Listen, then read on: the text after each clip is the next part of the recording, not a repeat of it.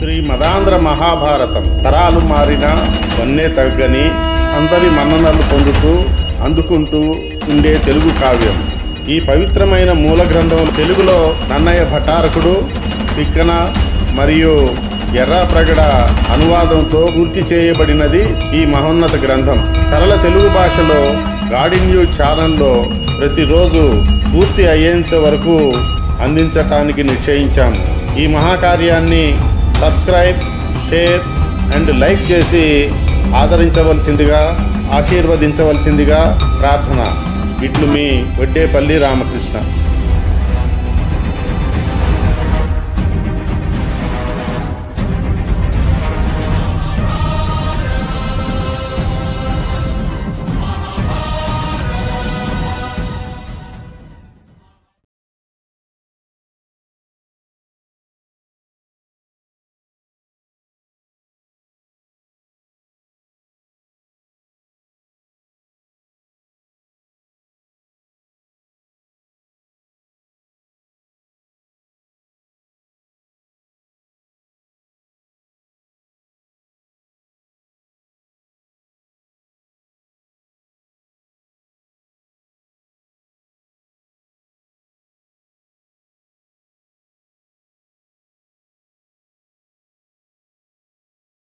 గడిపి కౌరవుల సైన్యానికి తమ ప్రతిభను ప్రదర్శించిన ఘట్టాలను ఆస్వాదించాము.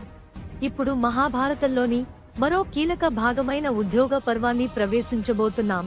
ఈ పర్వం మహాయుద్ధానికి పునాది వేయగా, శాంతి, న్యాయం కోసం జరిగిన ప్రయత్నాలు, పాండవులు, కౌరవుల మధ్య తర్జన భర్జన, భీష్ముడు, ద్రోణుడు, కృష్ణుని పాత్రల విశిష్టతను వెల్లడించనుంది. ధర్మయుద్ధానికి ముందు మేధోమథనం ఎలా జరిగిందో, శ్రీకృష్ణుడు ఎలా శాంతి దూతగా వెళ్లి కౌరవులను ఉద్ధరించాలనుకున్నాడో, ధర్మాన్ని స్థాపించేందుకు పాండవులు చేసిన ప్రయత్నాలు ఈ పర్వంలో ప్రాధాన్యత కలిగి ఉంటాయి.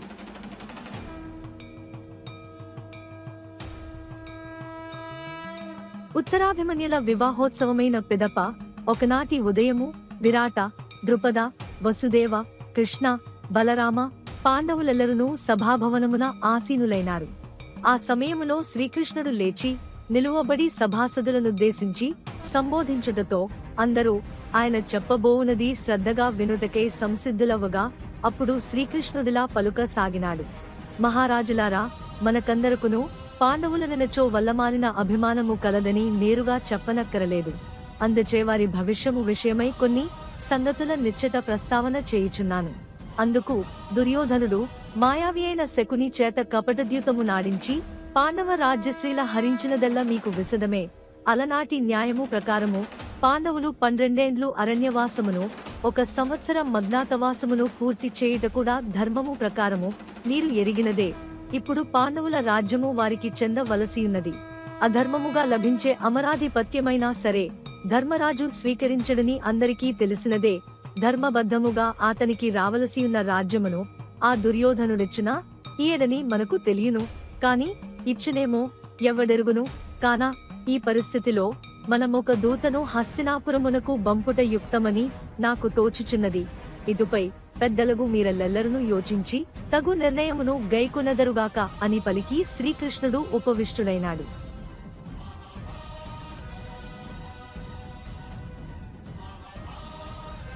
శ్రీకృష్ణుడు పవిష్టుడు కాగానే బలరాముడు లేచి, కృష్ణుడు తెలిపినదంతయు సమంజసముగనే యున్నది. ఈ కురు పాండవులు కూరిమితో సోదరత్వమున మనుటయే మనమెల్లరకును వాంఛనీయమై ఎలరారుచున్నది. దుర్యోధనుడు వీరి రాజ్యమును వీరికి ఇచ్చివేయుననియే నాకు తోచుచున్నది.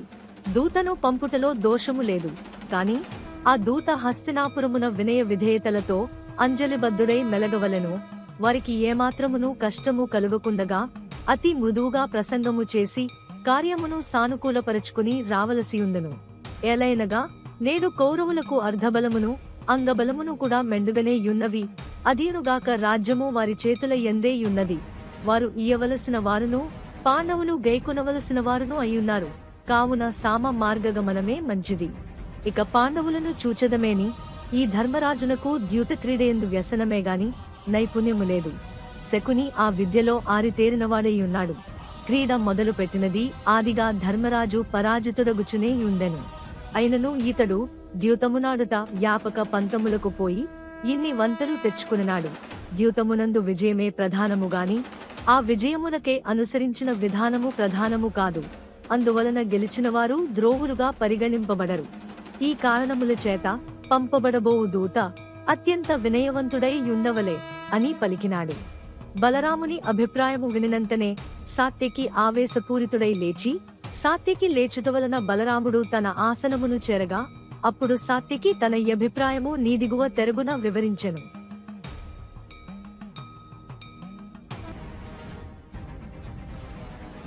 కపట ద్యూతమాడిన వారు ధర్మమూర్తులుగను, ధర్మరాజు వ్యసనపరుడుగను బలరాముల వారు భావించుటను నేనంగీకరింపలేకున్నాను. ఆ కౌరవులు కావలననియే ధర్మజుని ద్యూతమున కావానించినారు గాని తదరమై యుధిష్ఠిరుడు వెంపరలాడలేదు గదా. కుత్సితమైన పన్నాగములతో గెలిచిన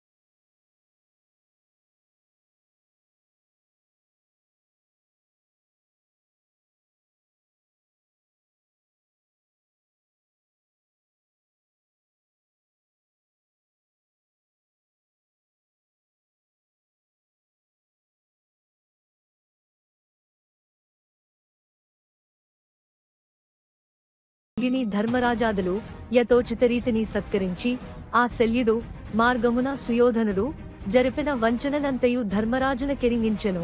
అంత యుధిష్ఠిరుండా ఘటనకు నొచ్చుకునక, మామా, అదీను మన మంచి కొరకే జరిగినది. ధనుర్యుద్ధమున ప్రధాన వీరులు కర్ణార్జునులు. అర్జునునకు శ్రీకృష్ణుడు రథ సారథిగా నుండును. కృష్ణ సముడగు సారథివి నీవు తప్ప మరెవరునూ లేరు. కాని సందరమందు కురుపతి నిన్న సూతపుత్రునకు సూతునిగా నిమంత్రించును. అట్టితరి నీవా రాధయుని మనోబలము నెట్ లైనా క్షీణింపజేసితి వేనిమాకదియ 10,000 అని తెలిపినాడు. కపట ద్యూతమునందు మీరలోటమి నొందినాడు. నీ ధర్మపత్నియు నాకు కుమార్తె వంటిదీయునగు ద్రుపద రాజసూతిని మిమ్ములను అకర్ణుడు ఎటువంటి పరుష వాక్యములతో హింసించినాడో అట్టివే మాటలచే ఈ శల్యుడు ఆ కర్ణునకు హృదయ శల్యము కాగలడు లెమ్ము అని మాటనిచ్చి ధార్తరాష్ట్రునకిచ్చిన వచన నిర్వహణార్థము హస్తినాపురికి తరలిపోవచ్చు. మరి ఒకమారు పాండవులకు ధైర్యము చెప్పగా, కాలము కలసిరాని వేళ ఆ ఇంద్రునకైనను కష్టములు తప్పలేదని శల్యుడనగా, ఇంద్రునకేమి ఈ కట్టులు కలిగెనో తెలుపుమని కౌంతేయాగ్రజుడర్థించగా, అంతట శల్యుడు రాసురవృత్తాంతము తెలిపినాడు.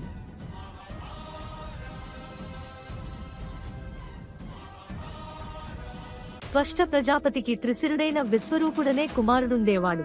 అతడు తన 3 శిరములలో ఒకదానితో సురాపానము, మరొక్కదానితో ప్రాణికోటిని భక్షించుట, 3వ మోముతో వేదపారాయణమునర్చుట చేసేడివాడు. అంతియేగాక అన్యతర దుస్తరమైన ఏకాగ్ర చిత్తమున మహా తపమాచరించెడివాడు. అతని తపమ్మునకు ఇంద్రుడు కినిసి నానిని వధించెను. పుత్రుని మరణ వార్త విని మహాక్రోధమందిన త్వష్ట వృత్రుడనే వానిని సృజించి ఇంద్రుని వధింప నియమించినాడు.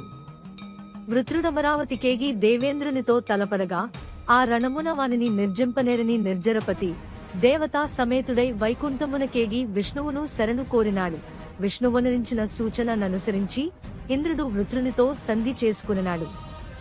ఆ సంధి సమయములో వృత్రుడొక నిబంధనను విధించగా, అహోరాత్రములందెందేని అస్త్ర శస్త్రములతోగాని, శిలలతోగాని, కలపతోగాని, ఆర్ధములగాని, శూన్యములోగాని ఇంద్రుడు తనతో తలపడరాదని యా నిబంధన అందుల కొడంబడియే వృత్రేంద్రులు సహవాసము నిరుపసాగినారు. కాని ఇంద్రుడు మాత్రమా వృత్ర వధార్థమై సమయమును నిరీక్షించుచున్నాడు. దధీచి దాతృత్వముచే వజ్రము సాధించి ఒకానొక సంధ్యావేళ ఆ వజ్రమును నురుగులో ముంచి వ్రేసిన వ్రేటునక వృత్రవిప్రుడు హాహాకారములతో మరణించినాడు. స్వర్గము మరల దేవతలకు దక్కినది. కాని తన నీచకృత్యమునకు సిగ్గిల్లిన సురేంద్రుడు పాతాళమునకు బారిపోయినాడు. ఇంద్రుడు కానరామిచే లోకములు వర్షాభావమున వంతల పాలైనవి. ఆ స్థితియందు లోక రక్షణార్థమై ఒకానొక శాసకుని ఋషులు వెదుకసాగినారు. ఇంద్రపదవి సామాన్యముగాదు. 100 యాగములైనను చేయనివాడు ఆ పదవిని నిర్వహింపలేడు.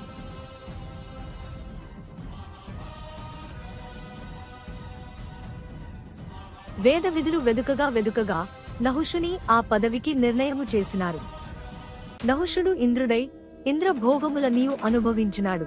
క్రమముగా అతని హృదయము శచీదేవిపై లగ్నమైనది. నహుషుడు తెలిపిన కోరికకు శచీదేవి తత్తరపడినది.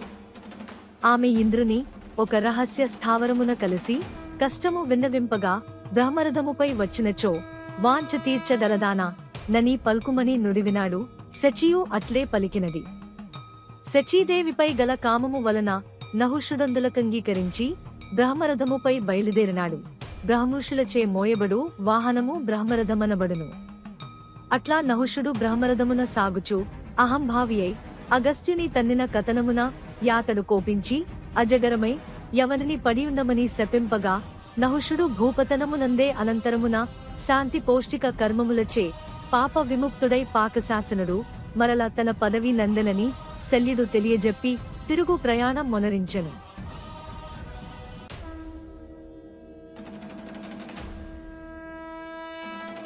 సాత్వత వంశీయుడైన సాత్యకి తన సేనతో ధర్మరాజు వద్దకు శిశుపాలుని కుమారుడైన దృష్టకేతువు జరాసంధ పుత్రుడు సహదేవుడు కలిసి అక్షోహిణి సేనతో వచ్చారు. విరాట జయత్సేనులు తమ తమ అక్షోహిణి బలగముతో కూడి హస్తినలో శల్య భగదత్తులు కృతవర్మ భూరిశ్రవులు తమ అక్షోహిణిని నడిపించుకుని వచ్చారు. సింధు సేవార దేశాల నుండి 2 అక్షోహిణులు వచ్చి చేరినవి. కాంభోజరాజు సుదక్షిణుడు శకేవనయోధులతో వచ్చి చేరగా దాక్షిణాత్య వీరులతో మాహిష్మతి ప్రభువు నీలుడును అవంతి రాకుమారులైన విందాను విందులను కేకేయ వంశీయులను తమ తమ సేనల నడిపించుకునుచు వచ్చి నిలిచినారు. వచ్చిన వారెల్లరనూ గలసి కౌరవ పక్షమున 11 అక్షోహిణుల సైన్యమేర్పడినది.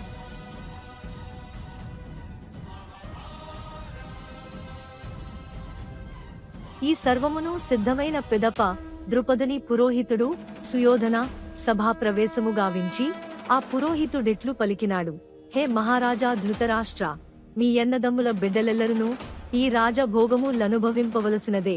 కాని మీ తమ్ముని కుమారులు తమ దమ్ముల ప్రదర్శించి సాధించిన సంపదనంతయు మీవారు కపటద్యూతమున గైకొనుట మీరెరింగినదియే కదా. అంతటితో నాగక ఆ మహాసాధ్వి అయిన పాండురాజు కోడలిని నిండు సభనుడుమా వస్త్రాపణహరము చేయుటకు ఒడిగట్టినది మీ కుమారులే గదా.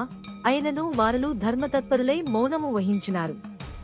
మీ కుమారులు వారిని అరణ్యవాస అజ్ఞాతవాస క్లేశముల పాలుజేసినను వారిని ధర్మబద్ధముగా నిర్వహించినారేగాని ఎదురు పలుకలేదు. కావున పాండవుల ధర్మాచరణమును మదిని దలంచి తమరెల్లరనూ సుయోధనుని సక్రమ మార్గమున నడుప ప్రయత్నించినది అని తెలిపి పురోహితుడు మానము వహించినాడు. కౌరవ సభా పక్షమున నెవ్వరును మాటలాడమని మరల పురోహితుడిట్లు పలుక సాగినాడు. పాండవుల రాజ్యమును వారి కోసంగుటకు యువరాజు దుర్యోధనుల వారంగీకృతులు కానట్లు తోచుచున్నది. యుద్ధమే వారి అభిమతముగా తోచుచున్నది. మీ వారి సైన్యము 11 అక్షోహిణులుగా తెలియచున్నది. పాండవ పక్షముననున్న సేన 7 అక్షోహిణిలే అయినను పాండవులొక్కొక్కరు ఒక్క అక్షోహిణి తుల్య పరాక్రములగుటచేవారు 12 అక్షోహిణులు కాగలరు. అదీనుగాక అటు మా అర్జునుల వారి అస్త్ర విద్యాశక్తియు ఇటు శ్రీకృష్ణ పరమాత్ముల వారి ధీశక్తియు కూలంకషముగా నెరింగియు యుద్ధ ప్రయత్నములు చేయుట అవివేకమే యగును. కాని ధర్మబద్ధముగా పాండవులకు రావలసిన రాజ్య సంపద నొసంగి ఉభయులను సుఖులై మనెదరుగాక అనినాడు.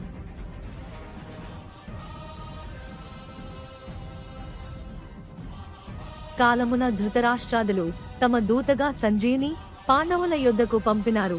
ఉపప్లావ్యమందు పాండవుల సంజీవిని సాదరముగా నాహ్వానించి ధృతరాష్ట్ర ధార్తరాష్ట్రానీకముల భీష్మద్రోణ కర్ణ కృప బాహలిక సోమదత్త భూరిశ్రవాస్వద్ధామల క్షేమ సమాచారములు తెలుసుకున్నారు. పిమ్మట సంజయుడు కౌరవ సందేశమును తెలుపసాగినాడు. ఇక మేమంటావా, కేవలం మా పెద్ద తండ్రిగారైన శ్రీ ధృతరాష్ట్ర మహారాజుల వారి దయవలన ఇట్లు సుఖముననున్నామనినారు. ధర్మరాజా, నీవడిగిన వారందరూ క్షేమముగానే యున్నారు. పరమ సౌమనస్య మూర్తివైన నీవు సంధికి ఒడంబడదవని ఎరిగిరేని వారలు మరింత సుఖశాంతుల జీవించగలరు. ఆ దుర్యోధనుడు మీ పట్ల అమర్యాదాకరముగానే ప్రవర్తించినాడు. మీరా దుడుకుతనములెల్ల సహించియున్నారు. కావుననే లోకమునేడు మీ మంచితనమును శ్లాఘించుచు ఆ సుయోధనుని చెడ్డతనమును శపించుచున్నది. సమరముల ప్రసక్తి వచ్చినప్పుడెల్లల్ వారు అర్జునుని భీమ నకుల సహదేవులను తలుచుకొనుచునే యుందరు. వారు కూడా పరాక్రమవంతులే. ఒకప్పటి వారి ప్రతాపములు మరపురానివే. కాని కాలమంతయు ఒక్కరీతిగా సాగదుగదా. జయాపజయములు దైవ నిర్ణయములేగాని వేరొండు కాదుగదా. ఇట్టితరి యుద్ధమవాంఛనీయము. ఈనాడు కురు పాండవుల పేరుమీదనెందరో క్షత్రియులు కై యమునకై కాలుదువుచున్నారు. ఈ క్షత్రియకుల సర్వనాశనము నాపి వారెల్లరూ సుఖంబుగనుండు తెరగు మీరలే చూడవలెను. యుధిష్ఠిరా, నన్నిటకు రాయబారిగా పంపుచు మహారాజులను మీ పెదతండ్రి గారును అయిన శ్రీధృతరాష్ట్రుల వారు ఇలా చెప్పమనినారు. కుమారులారా, సరళ స్వభావులు శాంతచిత్తులు దయాధర్మ హృదయులను అయిన మీ యందు క్రౌర్యమే మాత్రమును ఉండదు. సత్య సత్వగుణ సంపన్నులు దౌష్ట్యములకుద్యమింపరు. పుత్రమిత్ర బంధు జనాదుల శ్రేయస్సును కోరే మీరు సర్వజన నాశనకారి అయిన యుద్ధము నాశించెదరని నేననుకొనుటలేదు. మీ సోదరులైన కౌరవులను మీరు హింసించుకుందురుగాక. అట్టి హింసచే మీకు గల మంచివారు అను కీర్తి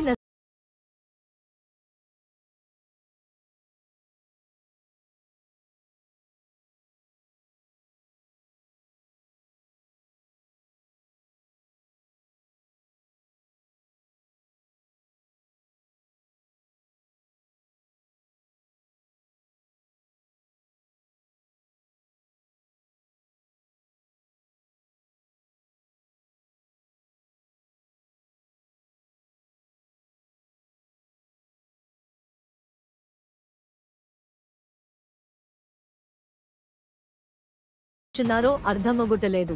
ప్రజానాశన కారణమగు యుద్ధము లేకుండగనే మా రాజ్యము మాకు లభించినచో కావలసినది ఏమున్నది? జగడములందు జయాపజయములు నిర్ణయించలేమని పెదతండ్రి తెలిపినది బాగుగానే యున్నది గాని ధర్మము జయించి తీరునను నమ్మకము మాకున్నది. అయినను ఇట్టి హితవాక్యములు తమ్ముని కొడుకులమైన మాకు మాత్రమే చెప్పుచున్నాడా, లేక దుర్యోధనునకు కూడా చెప్పుచున్నాడా? పినను ఆ దుర్యోధనుడు వినడుగదా? మాయాద్యూతమునందు మా రాజ్యమును సంపదలను హరించినారు, వనములకు వెడలదరిమినారు, సర్వం సహావ సుందరావలయమెల్లా తన స్వాధీనము చేసుకునవలెనను స్వార్థ బుద్ధితోనున్నాడా దుర్యోధనుడు? మేము అరణ్యవాసమారంభించినంతనే మా రాజ్యము తన స్వంతమైనదని భావించినాడా సుయోధనుడు? ఘోషయాత్రయందు గోగ్రహణమందు ఘోర పరాజయములు చవి చూచియు ఇంకను మమ్ము గెలువగలమనియే యుద్ధ సన్నాహముల చేయుచున్నాడా ధార్తరాష్ట్రుడు? సంజయ, నేటిదనుక ఆ కౌరవులు మాకునరించి నా సమస్తమైన అవమానములను అన్యాయములను క్షమించియును. నాను ఈ ఒక్కసారికి నన్ను క్షమించుము, మా రాజ్యము మాకియక తప్పదు, ఇంతకు మించి చెప్పవలసినది లేదనియే అనుకొనుచున్నాను అనగా విని సంజయుడిట్లు చెప్పసాగినాడు.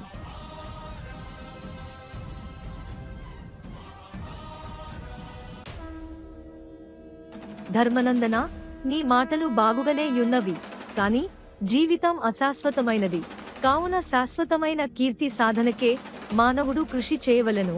ఆ దుర్యోధనుడు మీ రాజ్య భాగము మీకియనంత మాత్రమున మీరు యుద్ధము చేయనవసరము లేదు.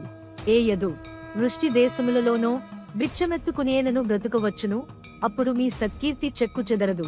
కౌంతేయ, రాజ్యకాంక్ష వలన ద్వేషాగ్నులు రగులును, ద్వేషము వలన యుద్ధము, యుద్ధము వలన బంధునాశనము, తత్కారణమున ఇహమున అపకీర్తియు, పరమున నరకమును ప్రాప్తించును. నరకగమనముగన్న వనవాసము భిక్షాటనము మేలుగదా. పాండవాగ్రజ, సాత్యకి, ద్రుపదుడు, విరాటుడు, వాసుదేవుడు వంటివారు మీకు సహకరించుచుండగా భీమార్జునులు రణమున విజృంభించిరేని వారిని పట్టశక్యము కాదన్నది సత్యమే కావచ్చును. కాని వనవాసానాతవాస వ్రతముల కతమున 13 సంవత్సరములుగా మీరు రాజకీయములకు నెడముగానున్నారు. ఇంతకాలము లోపల రారాజు తన బలమునంత పటిష్టపరచినాడో విస్తృతపరచినాడో మీరు ఎరుగరుగదా. యుద్ధమునందు ధర్మమే జయించునన్నది ఒక నమ్మకమే గాని సత్యము కానేరదు. ఒక్కొక్క పర్యాయము ధర్మాత్ములు పతనమగుటయు అధర్మపరులు గెలుచుటయు కూడా కలదు. పోనిమ్ము, నీ వాక్యమే జరుగుననుకునుము. అయినను పాండునందన, పితామహులైన భీష్ములు, కులగురువులైన కృపులు, ధనుర్విద్యాచార్యులైన ద్రోణులు, ఇట్టి హితేషుల నెల్లా ఆజిలో వధించిన పిదప నీవు బావుకొన బోవు. అప్పుడు సౌఖ్యములేమున్నవి? విజయము సాధించి అనంత భూమండలమాక్రమించినను ఆ రాజభోగములన్నీ నాళ్లుండును. అనతి కాలమునకే వృద్ధాప్యము, అటుపై మృత్యువును మిమ్ముల సుఖపడనిచ్చున. కుంతి కుమారాగ్రజ, ధర్మరాజా, అర్జునునకు, భీమునకు తమతను గాంధీవ గదాదండములతో రణభూమిని విహరణ చేయవలెనని దురాశయున్నను, లేదా బంధుమిత్ర మంత్రి కోటిలోని వారెవరైనా నందులకు మిమ్ములను ప్రోత్సహించినను అట్టివి తలపెట్టుట మంచిది కాదు. సమస్తములైన భోగ భాగ్యములను మీ యాప్తులకు వదిలివైచి వానప్రస్థాశ్రమము స్వీకరించి మోక్ష ప్రయత్నము గావింపుడు. అంతియే కాని ఆహవోత్సాహపరులై కులనాశకులైనారను అపఖ్యాతిని మాత్రము తెచ్చుకునవలదు. ధర్మమూర్తి, ఒకవేళ సుయోధనుడు నీ రాజ్యము నీకొసగడేని పోనిమ్ము, వానినే తిననిమ్ము. వాని పాపమునకు వానిని వదిలి నీవును నీ సోదరులను హాయిగా భిక్షాటనము చేసుకుని బ్రతుకుడు. అంతియేగాని రక్తపు కూటికాసపడి రణరంగమునకు దిగినచో ఇంతవరకును మీకు గల మంచి అబ్బాయిలు అను కీర్తిపోయి చెడ్డ పిల్లలు అను దుష్కీర్తి కలుగును. సత్కీర్తిని నిలుపుకునుటకన్నా భోగ భాగ్యములెక్కువ కాదుగదా. దుర్యోధనుడు పాపియేనుకునుము, పాపులను పరమాత్ముడు నరకమున పడవైచి శిక్షించును. మనకేలా? సంజయుడు చేసిన ప్రబోధమంతయు నాలకించి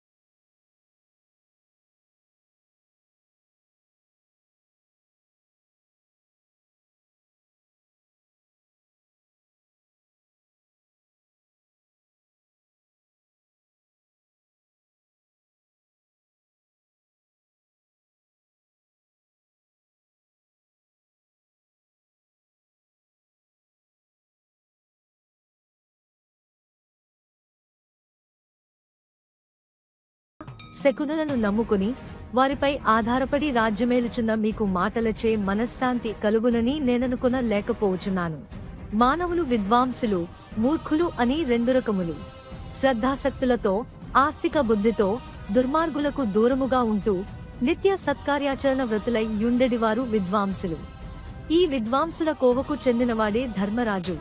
విద్యాగంధము లేకున్నను అనవసరమైనంత అహంకారము కలిగి సోమరులై మిత్రులతోనూ బలవంతులతోనూ సజ్జనులతోనూ వైరము తెచ్చుకుని శత్రువర్గీయులను చేరదీసి కష్టములను దరిద్రమును కోరి తెచ్చుకుని నిత్య క్రోధులై అనవతరము పరుల దోషములను మాత్రమే ఎంచుచు సర్వదైన్యములతో తాము సుఖపడక ఇతరులను సుఖముగా ఉండనీయక మసలువారనే మూర్ఖులందరూ. ఈ మూర్ఖుల కోవకు చెందినవాడే మన దుర్యోధనుడు. మహారాజా, విషం త్రాగిన వారినే చంపుతున్నది, బాణము తగిలిన వానికే గాయము చేయుచున్నది. కాని రాజనీతి గలవాని ఎత్తుగడ శత్రురాజును రాజ్యమును కూడా సర్వనాశనము చేయుచున్నది. స్లో ఏకయాద్వే వినిశ్చిత్య త్రీంశ్చతుర్భిక్రియాత్ వసేకురు పంచజిత్వా విదిత్వా షట్ సప్త హిత్వా సుఖీ భవేత్. ఒకటైన ఆత్మబుద్ధి, ఏకాగ్రత చేత చేయదగనివి అనే రెండిటిని నిశ్చయించుకునవలెను. శత్రువులు, మిత్రులు, తటస్థులు అనబడు మూడు రకముల వారిని, సామద సభేదదండోపాయములను ఇంద్రియములు ఐదింటిని జయించవలెను. యాన, ఆసన, సంధి, విగ్రహ, ద్వైదీభావ, సమాశ్రయములనబడు 6 గుణ విశేషములను తెలుసుకుని ఉండవలెను.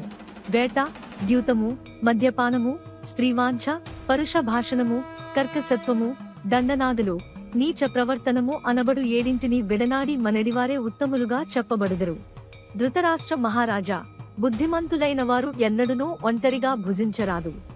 విషను సమస్యలను గురించి తానొక్కడే తర్జన భర్జన పడకూడదు. ఒంటరిగా ప్రయాణించరాదు. అందరూ నిద్రపోవునప్పుడు ఒంటరిగా మేలకొని ఉండకూడదు. సత్యవాక్పాలనమే సర్వ సౌఖ్యములను సమకూర్చిపెట్టును. సమర్థులైన వారికి క్షమ యొక్క అలంకారము, ఆయుధము. అసమర్థులకు క్షమయే రక్ష, శాంతిని మించిన ఆయుధము లేదు. సమస్త ప్రపంచమును శాసించగలది శాంతి ఒక్కటియే. తనను సన్యసించియు తాపత్రయ పీడితుడై కర్మలు చేయు సన్యాసియు సోమరిపోతయ్యే కర్మలను ఆచరించని సంసారియు వీరిరువురును అధమాధములని ఆర్యోక్తి. దేశాటనము చేయని పండితుడు, శత్రువును సరకు గౌనక విడిచిపుచ్చు చక్రవర్తి, పరస్త్రీని వాంఛించేవాడు దరిద్రమునందు కూరుకొనిపోయి వెలికివచ్చు ప్రయత్నములు చేయక రాజభోగముల నూహించుచుండువాడు, అసమర్థుడయి యుండియు ఇతరులతో వైరమునువాడు, శక్తి సామర్థ్య సంపన్నుడయును సోమరియైనవాడు, వీరందరూ వారికి వారే ఆమరణ శత్రువులు. అవసరమైన వారికి అందియకపోవుట, ఆ పాత్రులకు దానము చేయుట అను 2 దోషములచే మన ధనము హరించిపోకుండునట్ల జాగ్రత్త పడవలెను. సన్యాసాశ్రమమును సక్రమముగా నిర్వర్తించిన వారును, యుద్ధమున వెన్ను చూపక పోరాడి అసువులు బాసిన వారును సూర్య మండలమును దాటి ఉత్తమ లోకములను పొందుదురు. స్లో హరణం చ పరస్వానాం పరదారాపహారణం సుహృదశ్చ పరిత్యాగః త్రయో దోషా భయప్రదాః. పరుల సొత్తును కాజేయుట, పరుల భార్యలను అపహరించుట, స్నేహితులకు ఎడమగుట అను నీ 3 మానవ జీవితమును అనుక్షణమును భయంకరముగా నొనర్చును. శత్రుభీతిని మించిన వ్యాధియు, శత్రుభీతి తొలగుటకన్న మోక్షమును వేరే లేవు. ఈశ్వరుడు ప్రత్యక్షమై ఇష్టకామ్యార్థములు లిచ్చుట, రాజ్యము లభించుట, కొడుకు పుట్టుట, ఇవి 3 అత్యంత సంతోషదాయకములు. కాని శత్రుపీడ నుండి బయటపడుట ఈ 3 ఉత్కృష్టమైన విషయమని తెలుసుకునవలెను. శరణు కోరిన వారిని సంరక్షించి తీరవలెను.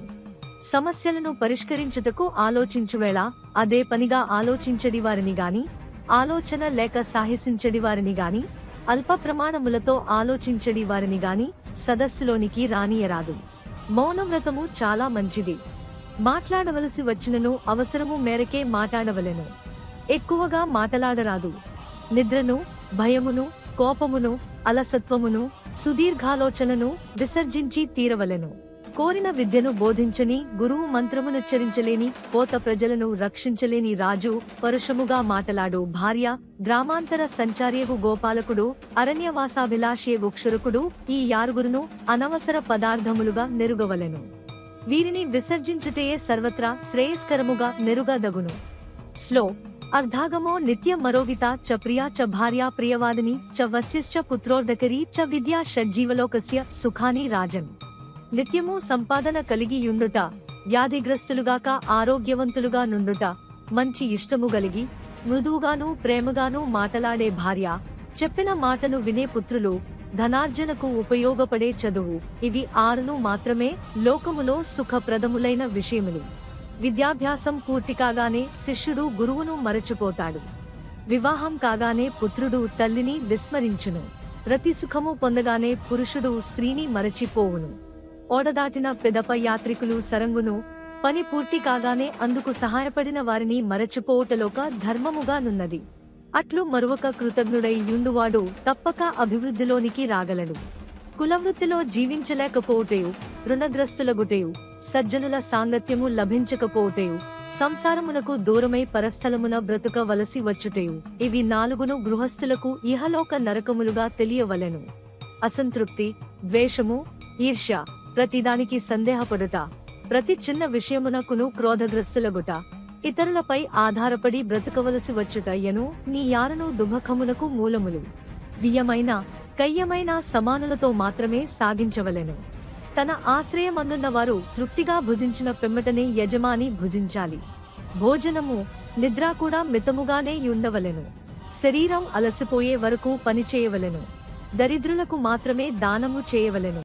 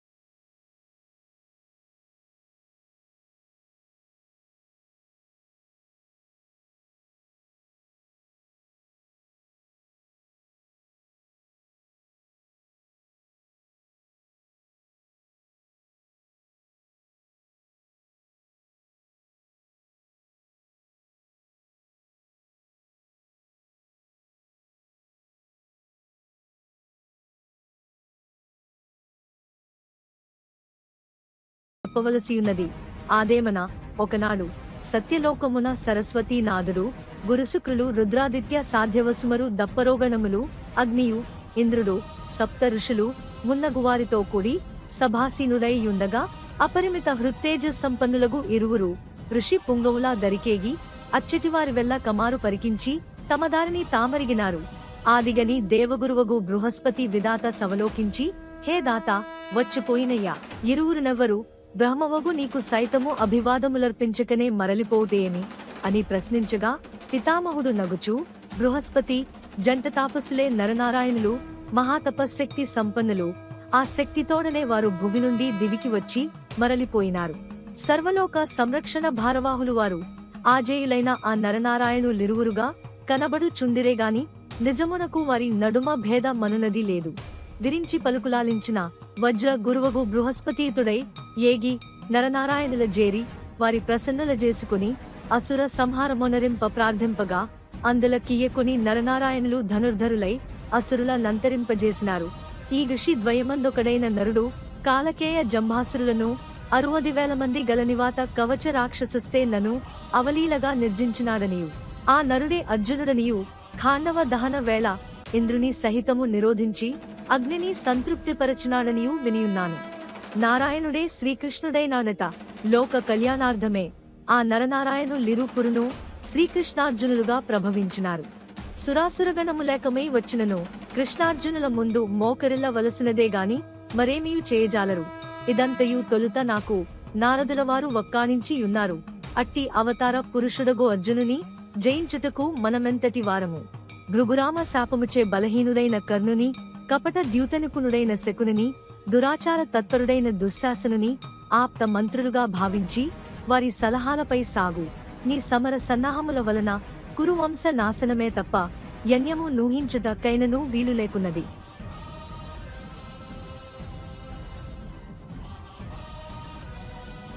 భీష్ముని పలుకులకు మండిపడిన రాధేయుడు ముదిమిచే మతి తప్పిన మాటలాడనేల పితామహ, రారాజు సన్నిహితులమైన మేమెవ్వరము దుర్బలులము గాదు, దుర్మార్గులము గాదు.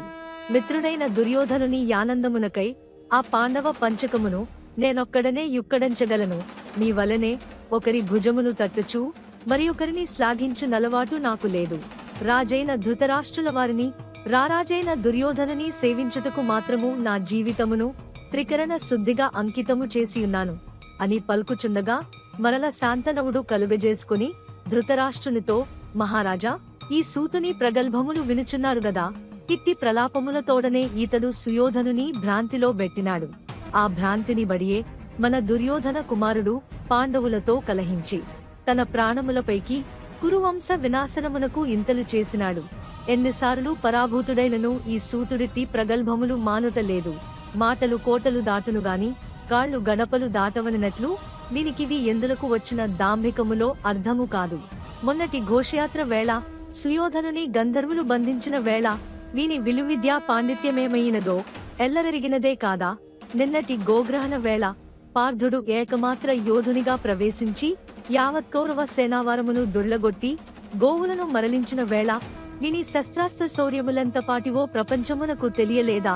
అంబికేయ, ఇంకను ఎన్నినాళ్ళీ అబద్ధ ప్రలాపములు అర్జునుని ముందా, ఈ అర్చకుని దుర్భర ప్రగల్భములు అనుచుండిన భీష్ముని సమర్థించుచు ద్రోణాచార్యుడు లేచి నిలచి, మహారాజా, భీష్ముల వారు సత్యమునే చెప్పుచున్నారు.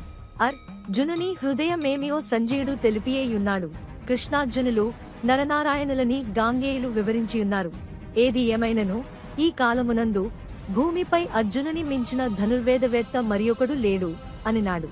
ఆ మాటలు విననిష్టములేనట్లుగా ధృతరాష్ట్రుడు సంజయుని పేరున పిలచి, ధర్మరాజు వైపు వారందరును ఆతని నేతృత్వమును మన్నించుచున్నారా, ఆతని పక్షమందున్న రాజులలో నెవరైనను యుద్ధము వలదని ఆతని వారించుచున్నారా, అతని బలగమెట్లున్నదో వివరించమని ఆజ్ఞాపించగా సంజయుడు ఇట్లు పలుకసాగినాడు.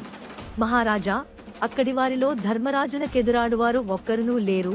యుద్ధము చేయుటయా మానుటయా ఎనున్నది ధర్మజుని నిర్ణయముపై ఆధారపడి యున్నదేగాని ఇతరులెవరును నిర్ణయములు చెప్పువారుగా లేరు. ధర్మజుని ఆజ్ఞను పాటించుటయొక్కటియే వారి పని.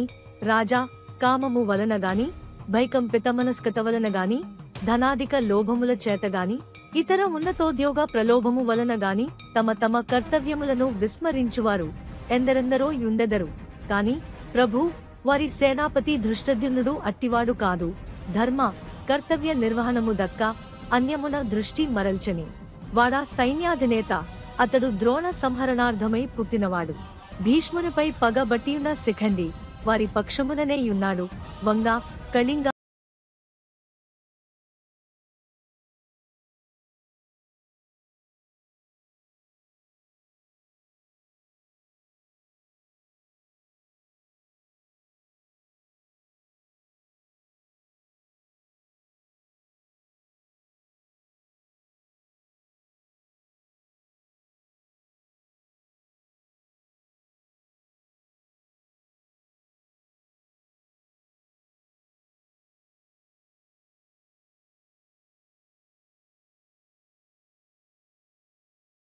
వచ్చునుగాక. కాని వీరందరికన్నను నాకు భీముడన్ననే భయముగా నుండును. చిన్ననాటి నుండి వాడే నా బిడ్డలను పట్టి పీడించుచున్నాడు. వానికున్నంతటి బలముగాని శక్తిగాని ఉత్సాహముగాని నా కుమారులందే ఒక్కనికిని లేకపోయినవి. వాడు అత్యంత ప్రమాదకరుడు. జరాసంధుడంతటి వానిని రెండుగా చీల్చివేచిన దండి మగడువాడు. వాడు నా పుత్రులు నెల్లరని నిమేష కాలమున కడతేర్చునేమోయని భయముగా నున్నది. నాకు సైతము సర్వత్రా అపశకునములే తోచుచున్నవి. ఇంతకును జరగబోవు ఈ వంశ నాశనమునకు నన్ను నిందింపని వారొక్కరును ఉండరేమో ఎనిపించుచున్నదని దుఃఖభరిత గాత్రమున పలవరించు రాజునుగని సంజయుడు ప్రభూ మీరనినది అక్షర సత్యము. మీ ఉపేక్ష కారణముగానే ఇంతవరకు వచ్చినది. నిజమునకు మీ పితృ పితామహుల వలన మీకు సంక్రమించిన రాజ్యము కురుజాంగల ప్రాంతమును మాత్రమే తక్కుంగల ధరణియల్ల పాండవులు తమ నిజబలోదగ్ర పాటవమున సాధించి తెచ్చి తమకు సమర్పించినారు. కాని నేడు రాజ్యమెల్లయు మీయదియేయను ప్రధపుట్టినది. ఇప్పటికైనను మించినది లేదు. మీ కుమారులను మీ ఎదుపునకు తెచ్చుకొని రానున్న యుద్ధ ప్రమాదము నుండి రాజ్యమును కురు వంశమును రక్షింప ప్రార్థన అని అనినాడు. ధృతరాష్ట్రుడు నిట్టూర్చినాడు. అసలే ఆ భీమార్జునులు దావానల బడబానల సదృశ్యులు. వారికిప్పుడు శ్రీకృష్ణుడు తోడైనాడు. ఇంక విజయము మాకెట్లు సిద్ధించును. తండ్రి మాటలు వినుచునే దుర్యోధనుడు ఆవేశపడి పొరబడుచున్నావు తండ్రి. పాండవులను మేమును ఇరువురుమును కురువంశీయులమే, ఉభయులమును ద్రోణ శిష్యులమే. ఈ మట్టిపైననే పుట్టితిమి, ఒకే రకమైన ఖాద్యములు భుజించుచుంటిమి. అట్టితరి వారేదో ప్రత్యేక పురుషులన్నట్లు వారే గెలుతురని నిర్ణయించుటలేమి, విజయమును శంకించుటలేమి. ఆ పాండవులు ఎవరికన్నా గొప్పవారు, మా లోపల నెవరు వారికన్ నన్ను తక్కువవారు. భీష్మ, ద్రోణ, కృప, కర్ణ, సోమదత్త, భూరిశ్రవాస్వత్థామ కర్ణ పరివృతుండనై నే నాహవ భూమినడుగిడితినేని మా ముందు దేవతలే నిలువజాలరనగా ఇక మానవ మాత్రులైన ఈ పాండవులెంత, వారి ప్రతాపమెంత అని గర్జించినాడు. కాని ఏ కడ నుండెనో గాని ధృతరాష్ట్రుడి పర్యాయమాతనికి బుద్ధి చెప్పనుంకించినాడు. నాయనా దుర్యోధన, నీ మనస్సును యుద్ధము వైపునకు మరలనీకుము. ధర్మజుని సందేశముతో బాటుగానే అర్జునుడు ప్రత్యేక సందేశమంపినాడనచో వరెంత తీవ్రతర ధోరణి ఎందున్నారో స్పష్టముగుచున్నది. కుమారా, ఆ పాండవుల రాజ్య భాగము వారికి పడవైచినంత మాత్రమున మన భోగ భాగ్యములకు ఆవంతము కొంత కలుగదు. పుత్రా, మన వంశ శ్రేయోభిలాసులైన పితామహులు భీష్ముల వారు గాని గురువరేణ్యులు ద్రోణులు గాని రాబోవు సందర్భమునకు అంగీకరించుచున్నట్టుల లేదు. ధృతరాష్ట్రుని వచనముల నక్కడనే ఖండించుచు దురభిమాన ధనుడైన దుర్యోధనుడు పితృపాద మీరు చెప్పుచుండిన పబోయేడి భీష్ముద్రోణాదులను విశ్వసించి నేనీ యుద్ధమునకు సిద్ధమగుటలేదు. కేవలము కర్ణునిపై విశ్వాసముతోడనే ఇందులకు సంసిద్ధుడనైనాను తండ్రి. నా రథమే యజ్ఞవాటిక, ఖడ్గము శృవము, నా భీకరగదాదండమే సృక్కు కవచము మృగచర్మము, అశ్వములే చెరువులు, నారాచములే దర్భలు, మా కీర్తియే హవిస్సు, ధర్మరాజే బలిపశువు, యాగ ఫలము మా విజయము. ఇది నా నిర్ణయము. కాదందురేని గెలిచిన భూతల స్వర్గమగు భరతావని పాలనము, మరణించినచో వీర స్వర్గమున విహారము. అంతేగాని ఆ కుంతి కొడుకులతో సంధి సంధానములు నా జీవిత కాలమున సాగవు, సాగనీయను, సాగరాదు అనివాడు. ఇక వీనితో వాదించుట ఎనవసరమని గుర్తించిన గ్రుడ్డిరాజు కృష్ణార్జునుల తీరుతెన్నులు గూర్చి పృచ్చింపగా సంజయుడిట్లు చెప్పసాగెను. ఉపప్లావ్యంలో నేను మొట్టమొదటగా కృష్ణార్జునుల విడిదికే చేరితిని. ఆ సమయమునకు అక్కడ ద్రౌపదీ సత్యభామలను, కృష్ణార్జునులను మధుపాన సేవలో మత్తిలి మహానందముగా మందహాసములు చిందించుచూ ఉన్నారు. వారికి నేనచ్చట కేగిన విషయము నివేదింపగా, మధుపానపు మత్తున అర్ధనిమి లితములైన సరోరుహ నేత్రములు గల వాసుదేవుడు చెదరని మందహాసముతో నన్నుగని, సంజయ, భీష్మ ద్రోణాది గౌరవనీయ మహాజనాలంకృతమగు ధృతరాష్ట్ర సభయందు ముందుగా అర్హులైన వారందరికీ నా వందనముల నందజేయుము. వీరప వారి క్షేమ శ్రేయముల కోరినానని చెప్పుము. అనంతరమున ఆ కౌరవుల నందరును వారు చేయదలచుకునిన దాన ధర్మయజ్ఞయాగాది సత్కర్మములేమైన యున్నచో వానిని వెంటనే నిర్వర్తించుకునుమని చెప్పుము. ఏ ఏ సుఖ భోగములనుభవింప వాంఛించుచున్నారో ఆయా భోగములను కూడా వరమే యనుభవింపుమనుము. పిల్లలను కనిడి కాంక్షయున్నచో ఆ పనిని కూడా శీఘ్రముగా కానిచ్చుకొమ్మనము. అంతయు త్వరగా కావలను. ఏలైనా ఆ కౌరవులందరూ చనిపోవుటకు మరియంతో సమయము లేదు అని చెప్పినాడు ప్రభు. యనుచూ సంజయుడు కృష్ణ సందేశమును వినిపించుచుండగా ఇక వినలేకపోయిన ధృతరాష్ట్రుడు మరల దుర్యోధనునకు హితవు చెప్పబోగా, ఆతడా సద్వచనములు వినిపించుకొనక, తండ్రి, ధైర్యము వహింపుము. ఆ పాండవ, పాంచాల, మత్స్య, కేకయ వీరులను కృష్ణుని కూడా నామరూపములు లేకుండా నాశనము చేసి వైచెదను అని అనగా, వెంటనే కర్ణుడు లేచి, ఆ పాటి పనికి దుర్యోధనుడు కావలనా? శత్రు సమూహమంతటినీ నేనొక్కడనే చంపివేసెదను. పుత్ర పౌత్రమిత్ర బాంధవ పరివార సమేతముగా పాండవులను పట్టి పల్లార్చివేసెదను అనగానే భీష్ముడు లేచి, ఎందుకొచ్చిన డాంబికములయ్యా సూతనందనా, ఇంద్రుడిచ్చిన శక్తి చెంతనున్నదని యహంకరించుచున్నావేమో గాని పాండవ పక్షముననున్న శ్రీకృష్ణుని సుదర్శనమును విస్మరించుచున్నావు.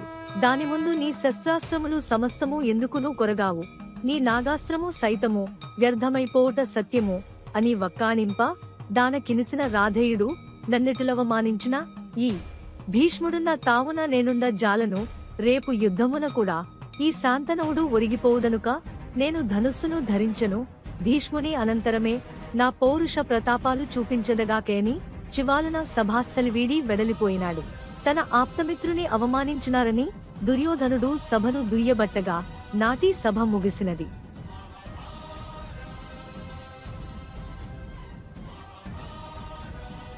హస్తినాపుర విశేషములట్లుంటే ఇట ఉపప్లావ్యమున పాండపక్షమున శ్రీకృష్ణుని రాయబారి పంపుటకు ప్రయత్నములు జరుగుచున్నవి.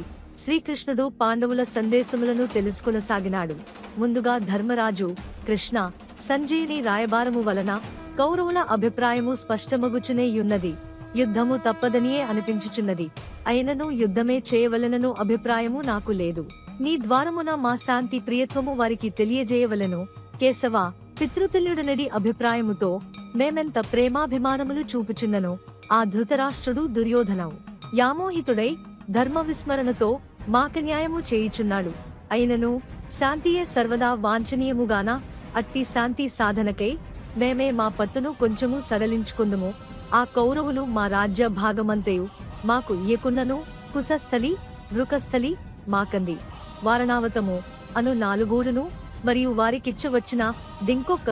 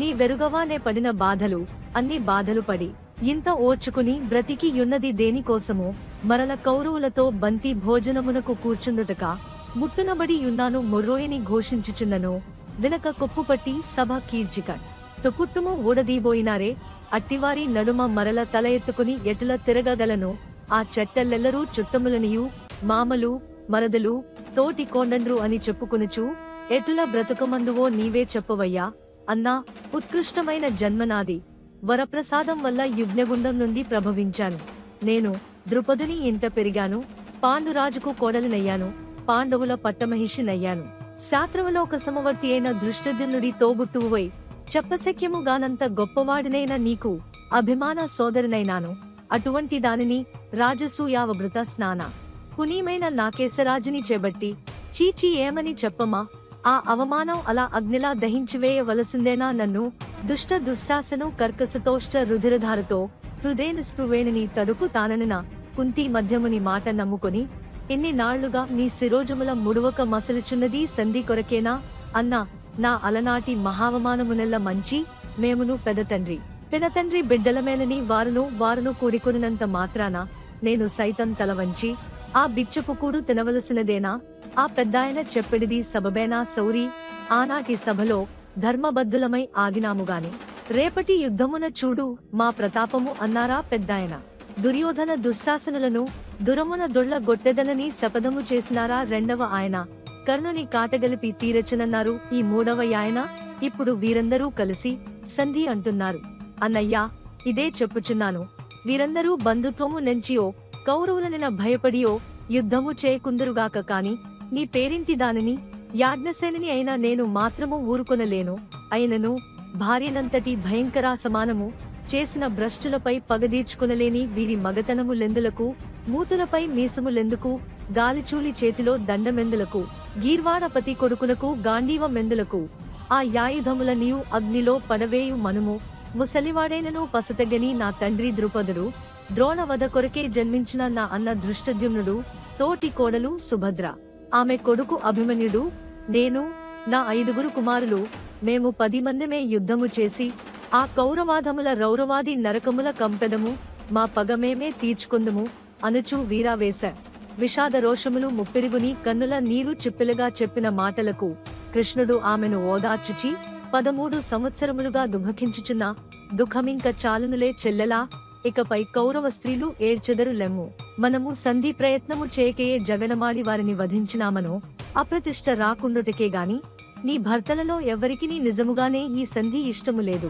కౌరవుల తరపున మనతో పోరాడుటకు వచ్చిన మిత్ర రాజులను వారి బలాబలములను కౌరవులలోని అంత కలహాదులను క్షుణ్ణముగా పరిశీలించి భావి రణరంగమున వ్యూహము లల్లుకొనుటకై నేనే స్వయముగా హస్తినకు పోవుచున్నాను గాని లేకున్నా ఈ రాయబారమునకెవ్వరు పోయినను ఒక్కటియే నీ కనుల కరువుదీరా నీ మనసు బరువుదీరా కౌరవేశ్వరుల మృతకళేబరాలను చూచడి సమయమాసన్నమైనది దిగులు పడకు చెల్లి అని చెప్పగా ఆ మరునాడే శ్రీకృష్ణుని ప్రయాణము ఉండగా రథాంగధారి రథారోహణ చేయవేళ ధర్మజుడాయనను జేరి త్రివిక్రమ హస్తినకు చేరగనే ముందుగా మా తల్లిగారైన కుంతిని గాంచి క్షేమమరసి మా క్షేమమును నమస్కారములను అందజేయుము అట్లే అమాత్యులైన విదురుల వారి పట్ల కూడా సుమా అని చెప్పి శుభ సూచకములగు మంచి శకునములతో దామోదరుని రథము దంతిపురి వైపు కదిలినది.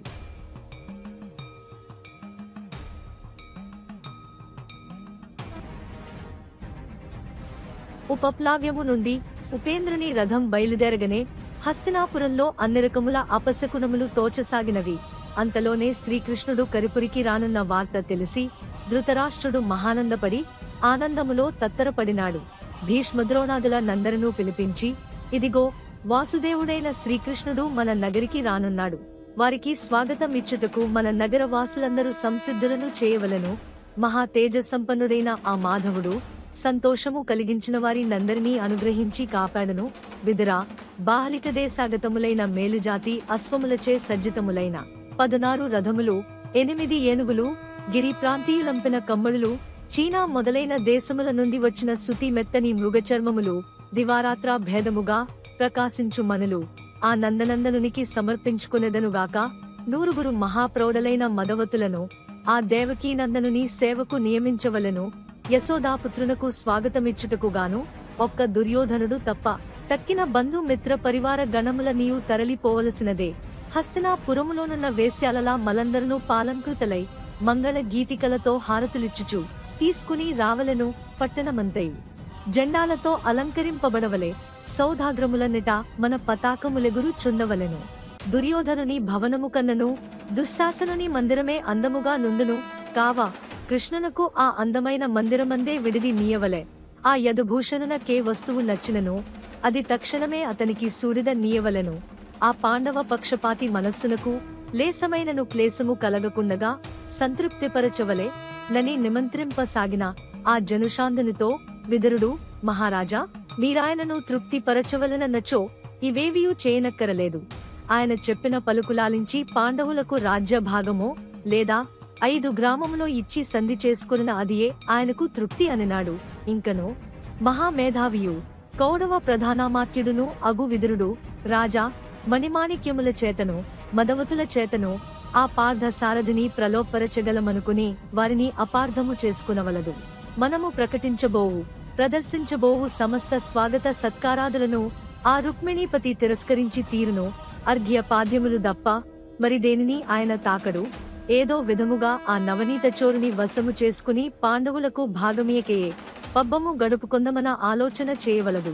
ఎట్టి పరిస్థితులందును ఆ ద్వారకా వాసులకు పాండవులపై గల ప్రేమము నశింపదు, క్షీణింపదు అని చెప్పుచుండగా అహంభావి అయిన కౌరవాగ్రజులు విసుగుకొనుచు, విదురుడాడినది వింటిరిగదా, మనమేమి చేసినను ఆతడు పాండవుల మైత్రి విడువనప్పుడు అసలు మనమతనికి స్వాగత సత్కారములు మాత్రము ఎందులకు చేయవలెను. దూతగా వచ్చినవాడు దూతగానే 4 ముక్కలు చెప్పును పోవును, దానికింత అట్టహాసమేలా. అదియునుగాక నేనెటులను రాజ్యమున పాండవులకు పాలు పెట్టను. యుద్ధం అనివార్యము. ఆ యుద్ధమున పాండవులకి కృష్ణుడే గదా పెద్ద దిక్కు. కాని రాయబారమునకు వచ్చిన ఆ పాండవ పక్షపాతిని మనమిక్కడనే బంధించి వైచితిమేని. పాండవులు దిక్కుమాలిన వారే పోవుదురు. కావున మీరందరూ కలిసి ఆ కృష్ణుని బంధించు ఉపాయం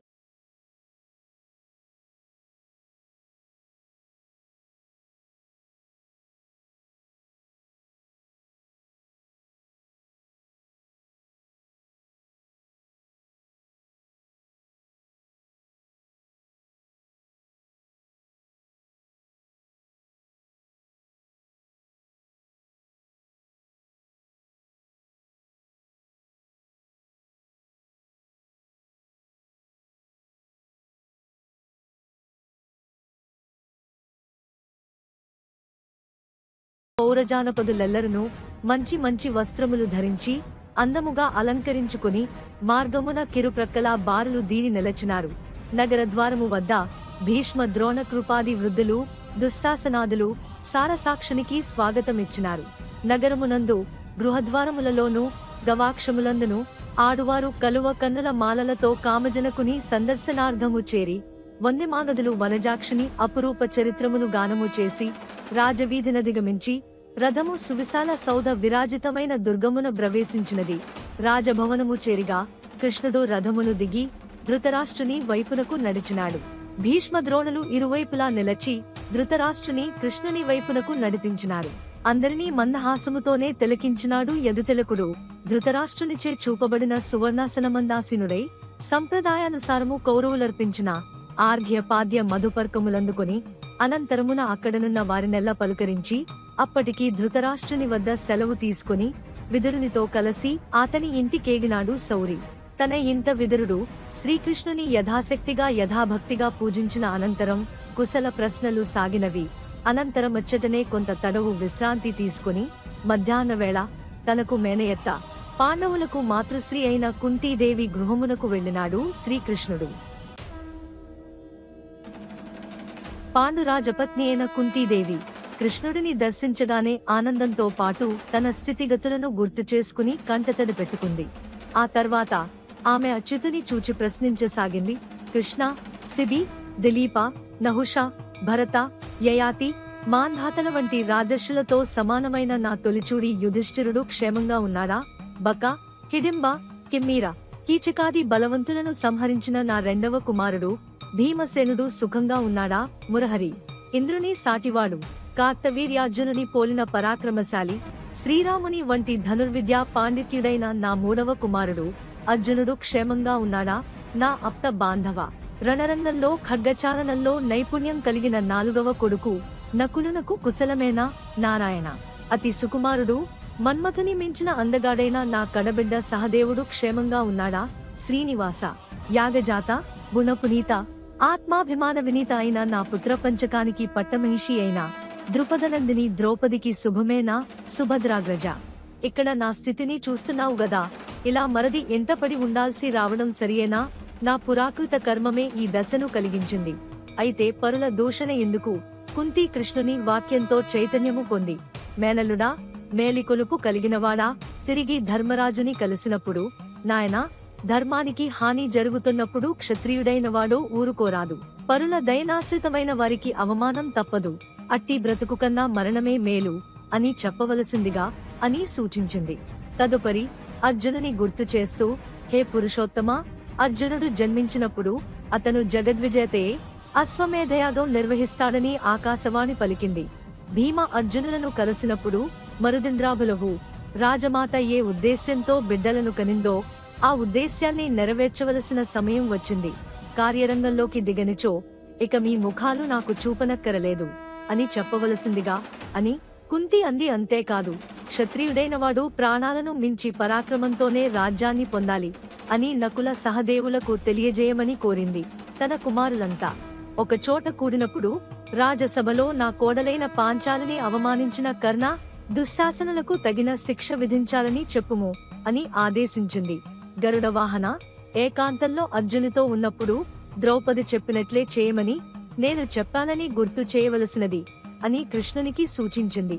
ఎన్ని బాధలనైనా మర్చిపోగలను, కాని నా కోడలికి జరిగిన అవమానాన్ని మర్చలేకపోతున్నాను అంటూ కంటతడి పెట్టుకుంది కుంతీదేవి. దీనిని చూసిన కృష్ణుడు ఆమెను ధైర్యపరుస్తూ, అత్తా, నీ కొడుకులు శత్రువులను సంహరించి అప్రతిహత రాజసుఖాన్ని అనుభవించే సమయం సమీపించింది, చింతించవద్దు అని చెప్పి ప్రదక్షిణ నమస్కారం చేసి దుర్యోధనుని మందిరానికి కదిలిపోయాడు.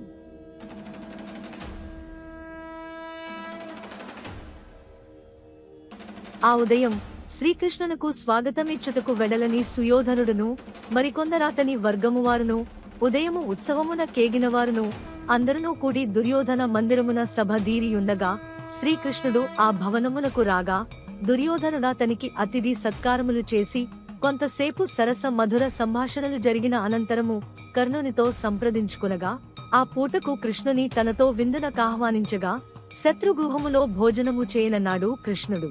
నీకును మాకును శత్రుత్వము లేదుగదా యనిన దుర్యోధనుని చూచుచూ, ధర్మమును వ్యతిరేకించి అధర్మవర్తనులైన వారందరూ నాకు శత్రువులే, అందుకు నీ ఇంట భుజింపనని చెప్పి కృష్ణుడు విదురుని ఇంటికేగినాడు.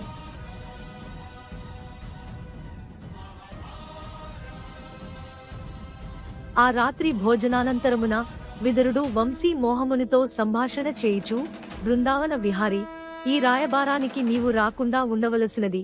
పరమ నికృష్టుడైన ఆ దుర్యోధనుడు నీకు ఏ రకమైన కీడును తలపెట్టునో చెప్పజాలము అనగా, రాసలీలా వినోది అయిన కృష్ణుడు నవ్వుచూ, విదురా, కుపిత సింహ విహరమును ఏ కుందేలు గుంపులను ఆపజాలవు, నీవు భయపడకుము అని చెప్పినాడు. శ్రీకృష్ణుడు ఆ మరునాడు మాత్రము శకుని మున్నగువానిని వెంటబెట్టుకుని దుర్యోధనుడు శ్రీకృష్ణుడు విడిది చేసిన మందిరము చేరి సభకు ఆహ్వానించినాడు.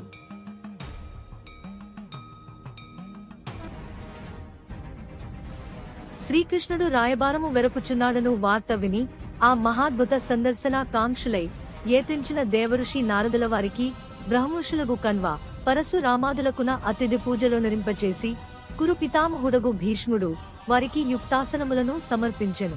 కర్ణ దుర్యోధనులు ముందు దారి చూపుచుండగా సాత్యకి విదురులు ఇరు పార్శ్వముల కదలిరాగా రుక్మిణీ ప్రియుడైన శ్రీకృష్ణుడు సభామండపమున నడుగిడినాడు. విదురుని యాసనము ప్రక్కనే శ్రీకృష్ణుడాపీనుడవగా ఆయనకు దగ్గరలోనే కర్ణ దుర్యోధన పాత్యకి కృతవర్మ లాసీనులైనారు. సభ ప్రారంభమైనది.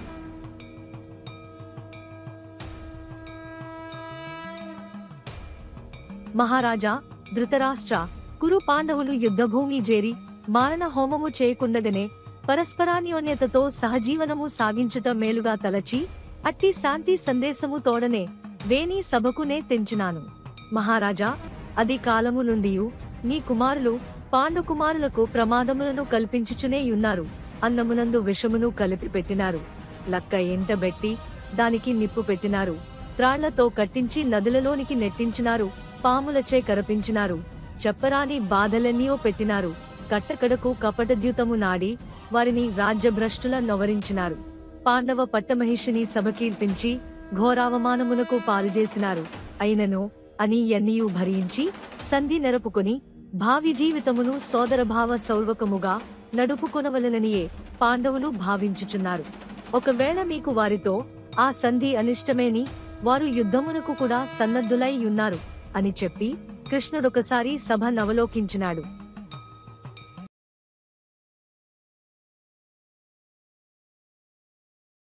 అట్టి నిశ్శబ్దవేళను పురస్కరించుకుని సభకు నేతించిన బ్రహ్మర్షులలో అగ్రగణ్యుడైన శ్రీ పరశురాముడు తన యాసనము నుండి లేచి దుర్యోధనునితో ఇట్లనెనాడు.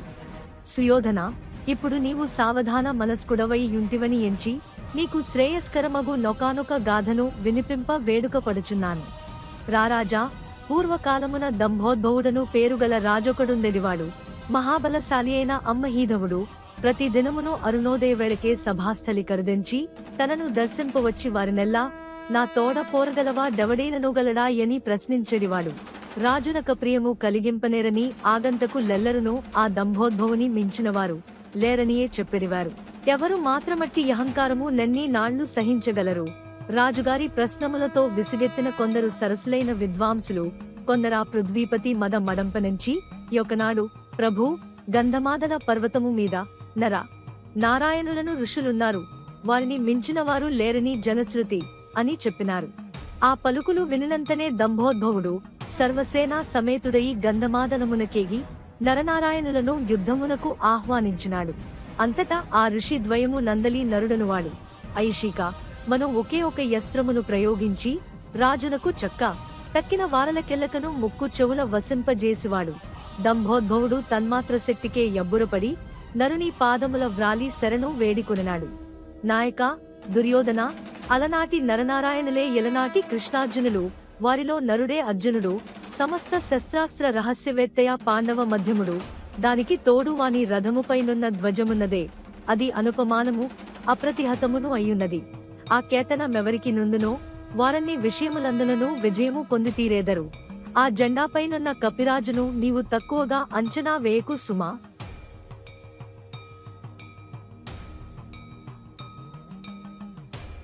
ఈ విధముగా పరశురాముల వారు తెలియజెప్పిన విషయమును సమర్థించుచు బ్రహ్మర్షి కణ్వుడు తన యాసనము నుండి లేచి, సుయోధన, పరశురాముని హితోక్తుల నించుక యాలింపుము. ఆ మునిశ్రేష్ఠుడు నుడివినట్లు కృష్ణార్జునులు నరనారాయణులేగాని అన్యులుగారు. తామే బలవంతుమనియు తమను మించినవారు లేరనియు ఏనాడును ఎవరునూ గర్వింపరాదు. ఏతద్విషయ ధృవీకరణమునకై నీకొక ఇతిహాసము చెప్పెదను వినుము అని. ఒకానొకప్పుడు విష్ణువాహనమైన గరుత్మంతుడు గర్వించి నేనెంతయో బలపరాక్రమములు కలిగియుండియు ఆ నారాయణుని ధ్వజలాంఛనముగా వర్తించుచున్నాను. నిజమునకు నేను దక్క ఆ విష్ణువును మోయగలవారెవరు? మోసినను మోయిచు ద్రుతగతిని విహరింపగలవారెవరు అని విర్రవీగసాగినాడు. అది తెలిసిన విష్ణువు గరుడుని చేరి, గరుత్మంతా, నీవు నన్ను మోయిచూ విహరించుచున్న మాట వాస్తవమే, కాని అంతమాత్రమున నీకింతటి గర్వము తగదు. జరుగుచుండిన సమస్తమును నీ బలమే అని ఎంచితివేని. ఇప్పుడు నేను నీ పైనొక్క చేయి నుంచెదను, దానిని మోయగలవేమో.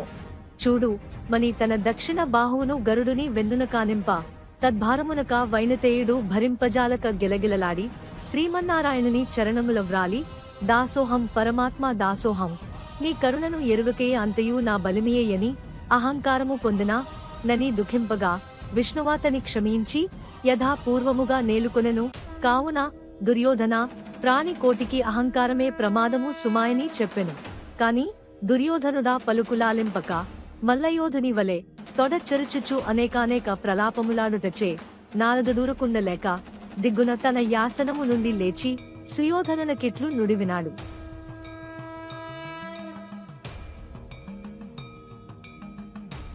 పూర్వము విశ్వామిత్రుడను ఋషి యుండెడివాడు. ఆతని శిష్యుడు గొలవుడు గాలవుడు విద్యాశిక్షణానంతరము ఆశ్రమమును వీడిపోవచ్చు గురుదక్షిణగా నేమి కావలనని ఎడిగినాడు. శరీరమంతయు తెల్లగా స్వచ్ఛముగా నుండి ఒక్క చెవి మాత్రము పచ్చగా నుండిన గుర్రములొక 800 కావలనని విశ్వామిత్రుడు కోరినాడు. గాలవుడు యయాతి మహారాజు వద్దకేగి అట్టి గుడ్డముల నేర్పరుపవలసినదిగా అర్థించెను. కాని ఆ సమయమునకు యయాతి వద్ద అట్టి హయములుగాని వాని గొరుటకు తగినంత ధనరాశిగాని లేవు. అందుచే యయాతి తన కుమార్తె అయిన మాధవిని గాలవునకు సమర్పించుకుని, అయ్యా, ఏ మహారాజుకు ఈమెను సమర్పించినా మీ కోరిక తీరగలదు అని చెప్పి పంపినాడు. గాలవుడు మాధవిని తీసుకుని అయోధ్యాపతి అయిన హర్యశ్వుని కలసి రాజానకు మాధవి పట్ల మక్కువ గలట్లుగా ఎరిగినాడు. హర్యశ్వుడు రాజ్యాన్ని ఏలగల కుమారుని ప్రసవించుటకు తగిన మంచి లక్షణములనియు ఈ కన్యయందున్నవి. నేనీమె యందు నా రాజ్యమునకొక ఉత్తరాధికారిని కనదలచినాను. నా శక్తిననుసరించి కన్యాశుల్కము కోరుకొమ్మనగా గాలవుడు, నరపాల, ఒక చెవి మాత్రము పచ్చగా నుండి తక్కిన తనువెల్ల ధవళతరమై ప్రకాశించు 800 గుడ్డముల నిమ్మనగా హర్యశ్వుడందులకు, బ్రాహ్మణ, నీ కోరిక ఉచితమైనదే, కాని నా వద్ద 200 గుర్రములు మాత్రమే అటువంటివి కలవు అని చెప్పినాడు. ఏమి చేయుటయా ఎని గాలవుడు ఆలోచన చేయుచుండా ఆ మాధవీయను కన్య విప్రయువక, నేను తల్లినైన మరుక్షణమందే పునః కన్యగా పరిణమించదనని నాకొక వరము కలదు. కావున ఈ రాజునకొక కుమారుని కనువరకు ఈతనితో నుండి పిదప కన్యనై నిన్ననుసరించెదను. తదుపరి తక్కినే స్వములకై నన్ను వేరొక రాజునకు విక్రయించుకునుడు అని సలహా చెప్పినది. గాలవుడును హర్యశ్వుడును ఆ పద్ధతికి అంగీకరించినారు. ఆ విధానము ప్రకారముననే హర్యశ్వునకు పుత్రుడు కలుగు వరకును ఆగి తరువాత మాధవిని తోడ్కుని కాశీరాజు వద్దకు వెడలినాడు. గాలవుడు మాధవి హర్యశ్వుల కుమారుడే, ప్రత్యర్థనుడు. కాశీరాజు వద్ద కూడా వాంఛిత వాజిరాజీ 200 మాత్రమే యుండినది.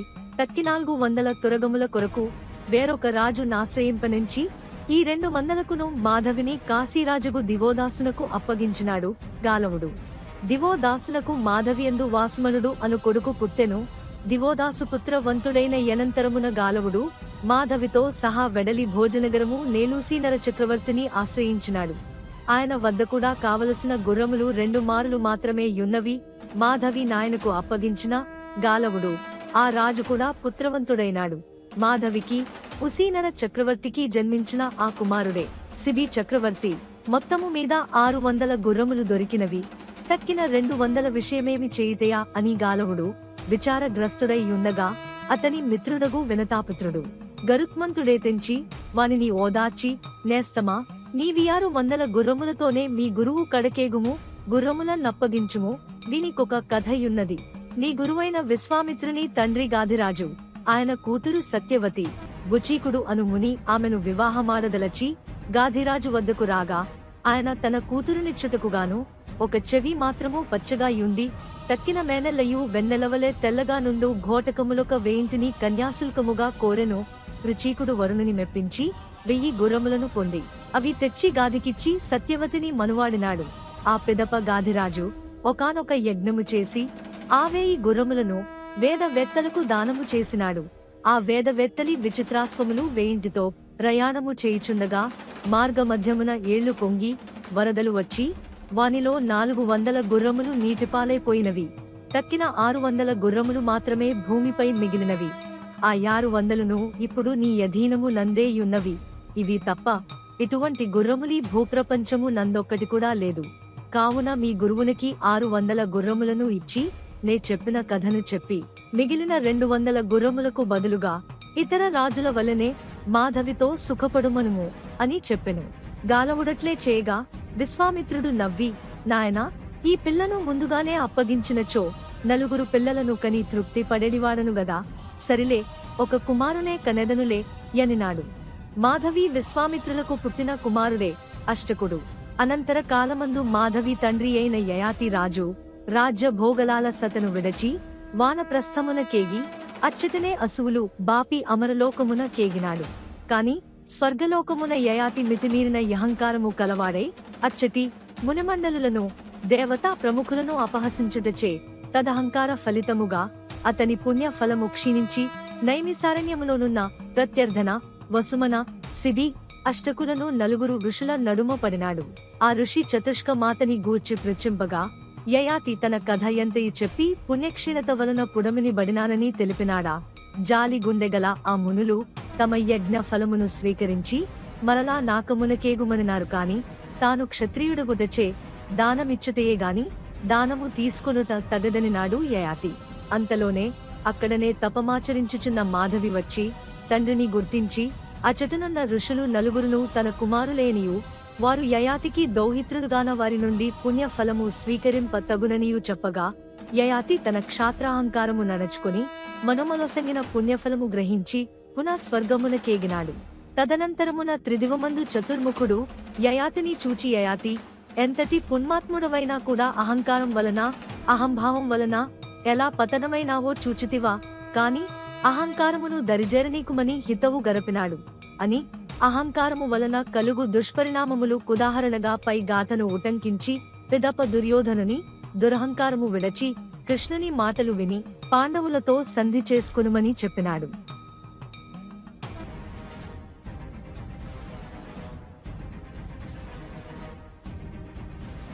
నారదుల వారి పలుకులు కూడా దుర్యోధనుడు లక్ష్య పెట్టలేదు. అప్పుడు కృష్ణుడిలా చెప్పసాగినాడు. రారాజా, సుక్షత్రియ వంశంలో పుట్టావు నీవు, వంశగౌరవం నాశకుడవు కావద్దు. అన్ని విషయములను నీవు క్షుణ్ణముగా ఎరుగుదువు. నీకు చెప్పవలసిన పని ఒకరికి గాని ఒకరిచే చెప్పించుకునవలసిన అవసరము నీకు గాని లేవు. అయినప్పటికిని నీవు సజ్జనుల మాటలు మన్నించుటమాని దుర్జనాలాపములే హితవులుగా మసలుచున్నావు. సుయోధన, దుష్ట బుద్ధులను చెరదీసి వారి ప్రలాపములనే హితాలపములుగా భావించి చరించు రాజును భూదేవి భరించదు సుమా. పసితనము నుండియు నీవా పాండవులకెన్ని ప్రమాదములు ఘటింపజేసిననో వారవన్నీయు తప్పించుకునుచు నిన్ను క్షమించుచునే యున్నారు. అయినను నీవన పాండవులతో వైరము పెంచుకునుచునేయున్నావు.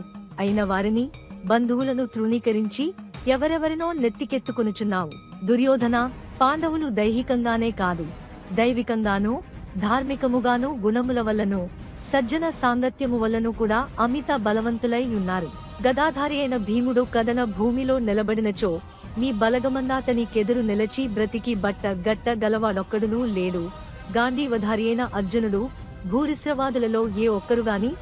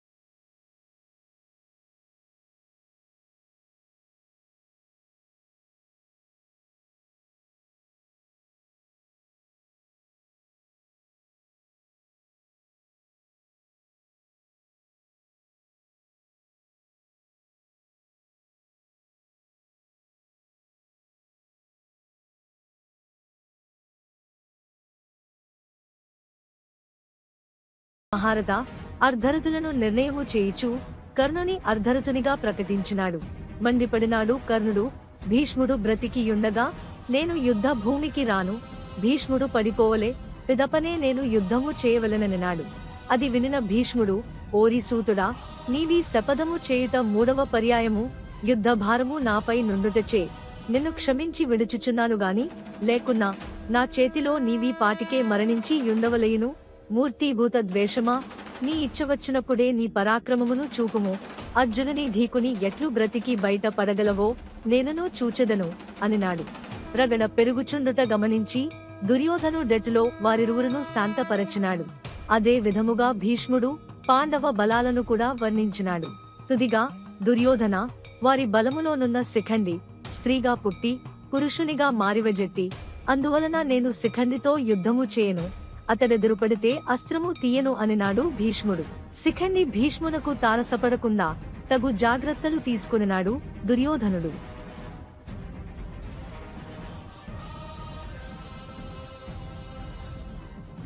ఉద్యోగ పర్వం. ఇది కౌరవులు పాండవులు మధ్య జరిగే శాంతి చర్చలు, మైత్రి ప్రయత్నాలు, యుద్ధానికి సంబంధించిన ఏర్పాట్లు, ఆయుధ సమీకరణం మొదలైన ముఖ్యమైన సంఘటనలను సూచిస్తుంది. ఈ పర్వంలో ధర్మపుత్రుడు యుధిష్ఠిరుడు మళ్లీ రాజ్యాన్ని పొందాలనే సంకల్పంతో కౌరవుల దగ్గర న్యాయబద్ధమైన విజ్ఞప్తి చేస్తాడు. శ్రీకృష్ణుడు కూడా శాంతి దూతగా హస్తినాపురానికి వెళ్లి ధృతరాష్ట్రునితో పాటు కౌరవులకు మంచి మార్గం చూపడానికి ప్రయత్నిస్తాడు. కాని దుర్యోధనుడు అతని గర్వం, అహంకారం వల్ల ఎటువంటి శాంతి మార్గాన్ని స్వీకరించలేకపోతాడు. ఈ పర్వం చివరికి యుద్ధం తప్పదని స్పష్టమవుతుంది. కౌరవులు తమ సైన్యాన్ని సమీకరించుకుంటే పాండవులు కూడా తమ మిత్ర రాజులను కోరుతారు. ఇక్కడే అర్జునుడికి శ్రీకృష్ణుని గీతోపదేశం ఇవ్వబడుతుంది. భగవద్గీతలోని సత్యాలు, ధర్మం, కర్మ సిద్ధాంతం, భక్తి మార్గం, జ్ఞాన మార్గం వంటి మహత్తరమైన విషయాలు అర్జునునికి తెలియజేయబడతాయి. పాండవులకు శ్రీకృష్ణుని ఆశీస్సులు ఉంటాయి. కాని భవిష్యత్తు యుద్ధం కఠినమైనదిగా ఉండబోతోందని సూచనలుంటాయి. ఇప్పుడు భీష్మ పర్వంలోకి ప్రవేశించబోతున్నాం. ఈ పర్వంలో కురుక్షేత్ర యుద్ధం ప్రారంభమై భీష్మ పితామహుడు కౌరవుల అధిపతిగా యుద్ధానికి నాయకత్వం వహిస్తాడు. భీష్ముడు మహాపరాక్రమి అయినా తన హృదయంలో ధర్మపక్షాన్ని అనుసరించాలని భావిస్తాడు.